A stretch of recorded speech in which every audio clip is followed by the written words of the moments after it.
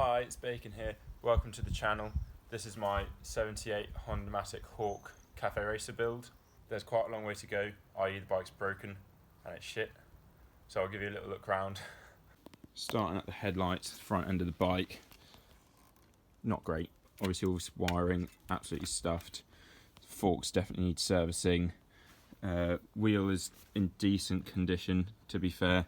So is the brake disc. Not sure about the brakes themselves. Come round, profile of the bike. Obviously, first thing, there's no seat on it. Suspension's pretty much written off.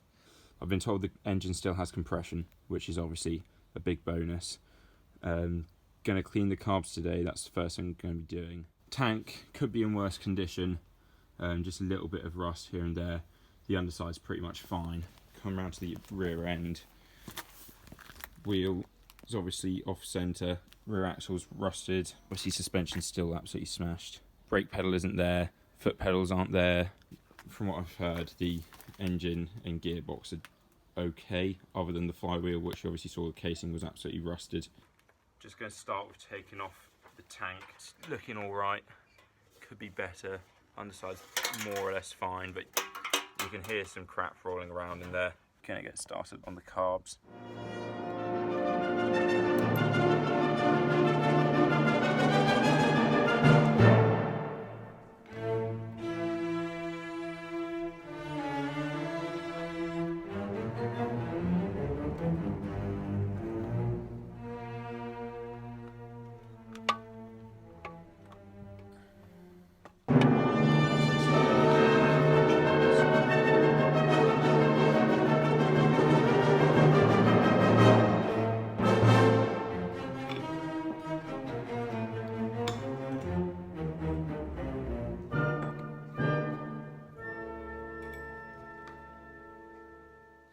So you can see that they are fairly dirty, could be worse. Ball of goop is pretty grim. Little bit of muck in here, still a tiny bit of fuel left over in there.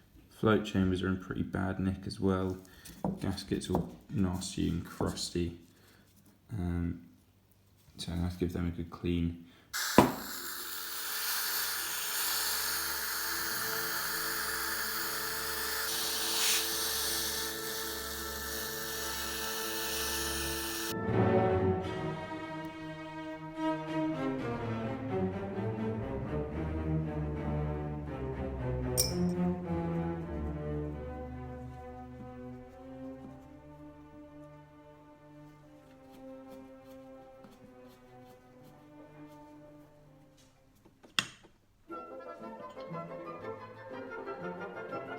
That's all the crap that came out of this one float chamber. This one was a little bit cleaner, but it's a bit more goopy at the same time, whereas this one dried out a bit more. So I'm going to give them a good clean down with a toothbrush, then fill them back up with carb cleaner while we do the rest of this as well. So this second float chamber is a bit oilier, not very nice inside. Might be a little bit harder to clean with the toothbrush just because there's not that much you can actually get out when it's dry.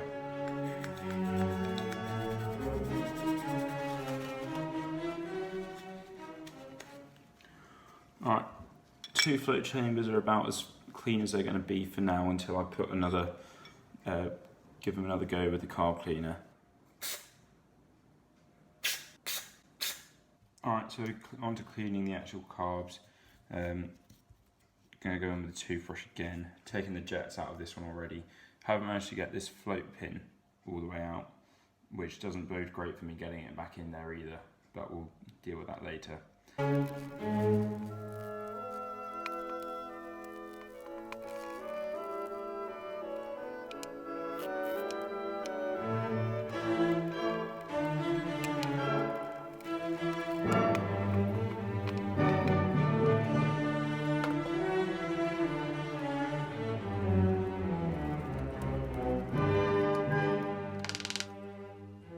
This carb is a lot dirtier than the other one was, and interestingly I've taken the one jet out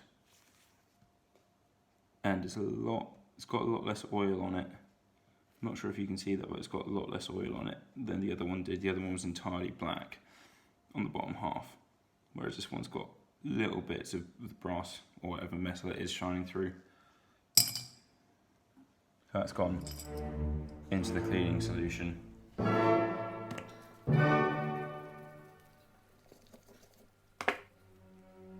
It's only been 20 odd minutes since I put all this back in here, but you can already see there's loads and loads of little bits of dirt coming off that, which is good.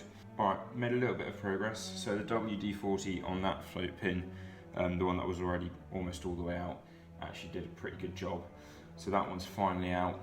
I managed to knock it, so I had a little bead there, knocking it through with a hammer.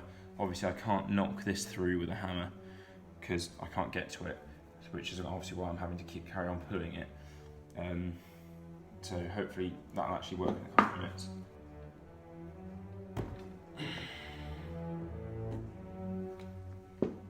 Alright, currently still having no luck with that. All I'm doing is scratching it up.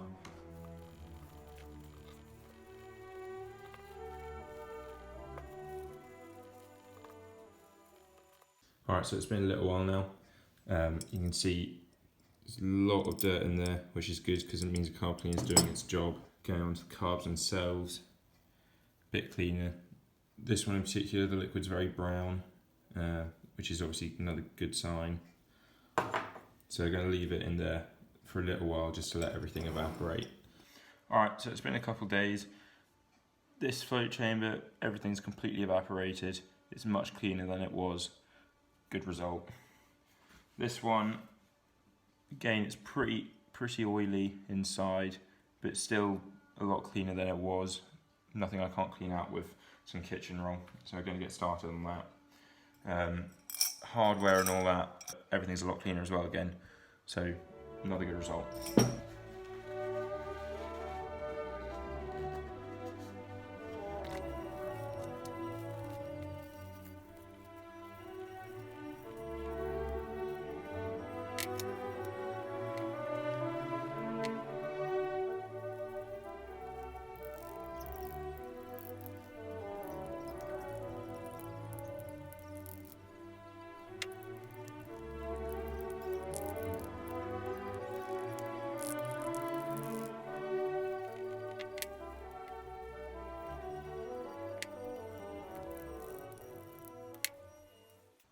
Alright, so I think the float chambers are pretty much done now on the inside. You can still manage to get some of the muck off around the seal, but other than that, they're actually in pretty decent shape.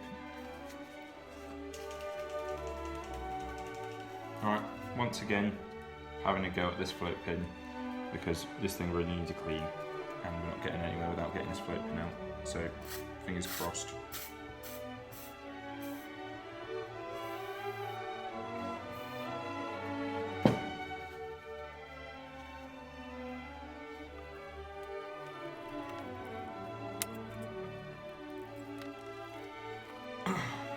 Fuck me. Alright, so I've at least temporarily given up on trying to get this float pin out. Obviously I still have to clean this chamber, so what I'm going to do is I'm just going to go in with the carb cleaner, do my best to give it a clean, and then I'll just leave that for however long it needs. I don't really think there's much else that I can do at the moment.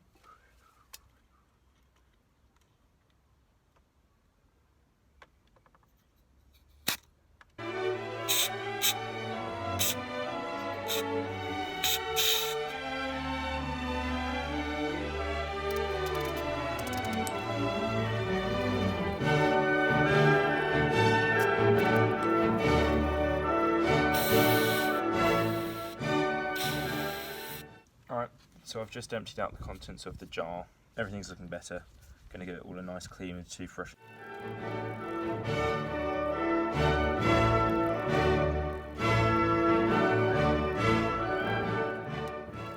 I also just want to quickly point out that off camera I've done the air fuel mixture and idle speed pins. Make sure that you get this little spring out.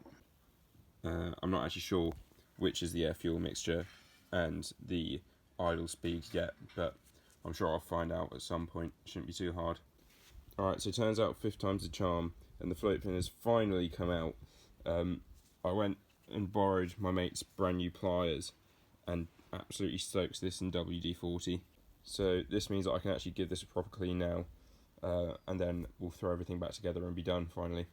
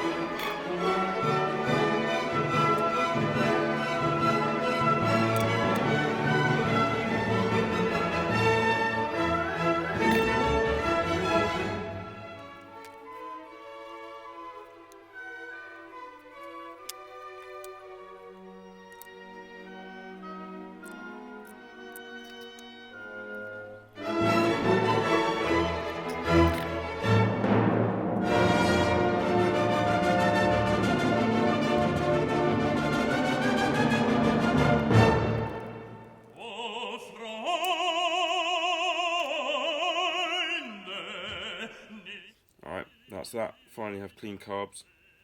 Job done. Now that these are finally done, I think the next video is probably going to be me changing the spark plugs, having a look at the fuel tank as well, just to see what's inside that.